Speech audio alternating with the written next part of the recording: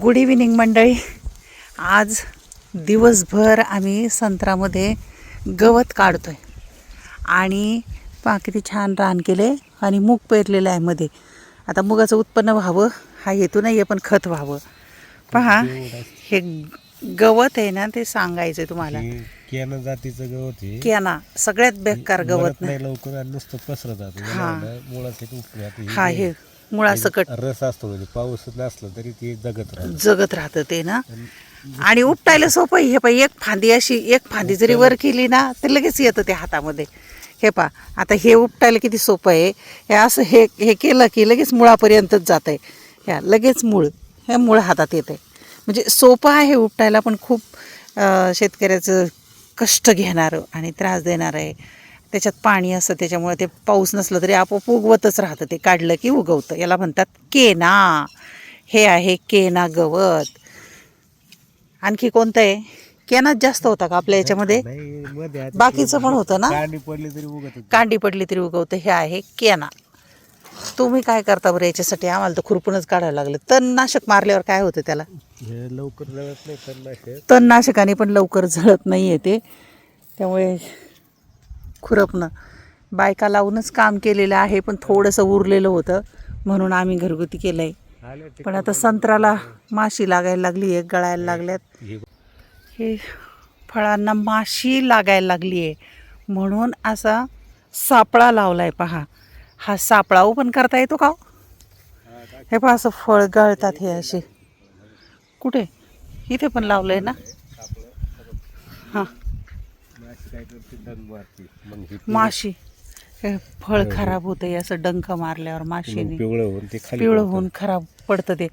म्हणून त्याच्यासाठी फवारा किंवा सापळा. पण आता आम्ही सापळा लावलेला आहे, बऱ्याच ठिकाणी लावलेत. हे एक तुम्हाला दाखवलं. याच्यात मासे आहेत, पिवळे सापळे.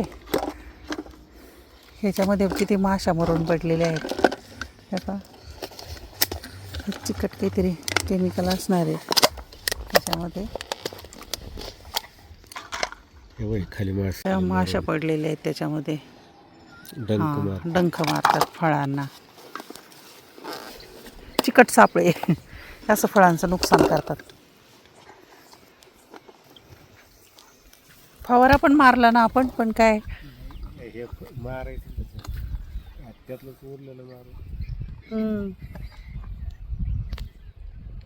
शेतकऱ्याचे किती कष्ट आहेत ना.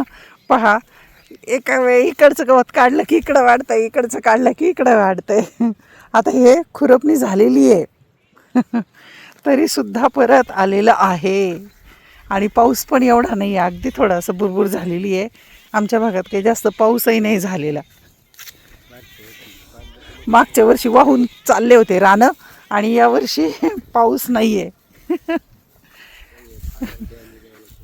काय? हां, याला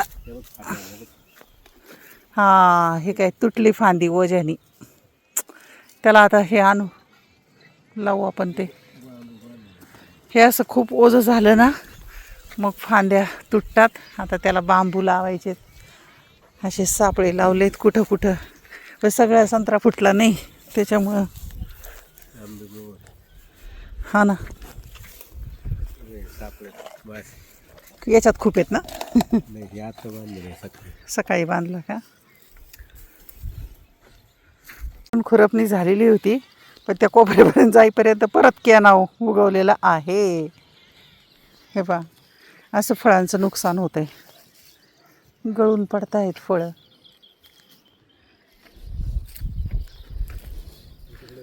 प्रत्येक झाडाला. हां, त्यात खूपच दिसत आहेत ना. हे काय बाप, ह्यात बऱ्याच माशा साठल्यात. चल, काय जेवढं होईल नुकसान ते होईल, थोडं हाती येईल असं आपण गृहीत धरू. एवढी वर्षानुवर्ष मेहनत करायची आणि असं प्रकार चालूच असतात. संध्याकाळचं वातावरण छान आहे, पण आता चाललं आहे घरी. आज दिवसभर भरपूर काम केलेलं आहे आणि पाऊस तर नाही आहे. दुपारी थोडंसं वाटत होतं आभाळ आलेलं, गेलं, बुरबुर झाली आणि गेलं.